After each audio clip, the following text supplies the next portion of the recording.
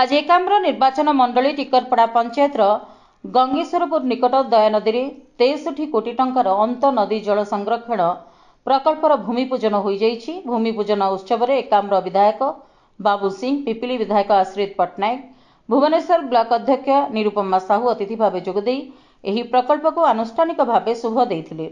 एकाम्र विधायक बाबू सिंह प्रचेष्टा उक्त प्रकल्पर भित्तिप्रस्तर स्थापन होइतिला।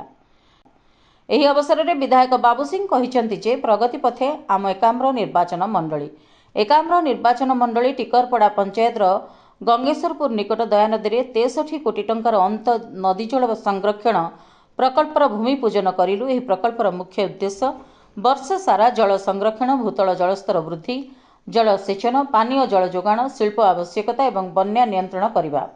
अंत नदी जल संरक्षण प्रकल्पर मुख्य विशेषता हेउची नदी वृथारे जाउथिबा जल को संरक्षण करने, कृषि क्षेत्र में जलसेचन, ग्रामांचल सहरांचल में पानीय जल सुविधा एवं मत्स्य विकास, भूतल जलस्तर वृद्धि करने एवं बन्या परिस्थिति को नियंत्रण करने, वर्ष सारा जल प्रवाह संरक्षण करी भूतल जलस्तर परिवर्तन को ह्रास करने, पानीय जल, घरोई जलसेचन, शिल्प एवं मत्स्य विकास आवश्यकता पूरण करने एवं बन्या नियंत्रण करने एही योजना लक्ष्य बोली विधायक Shri Singh कहिसेंति।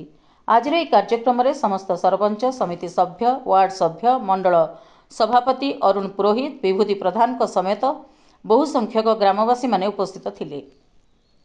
Bureau report, Ekamra media news.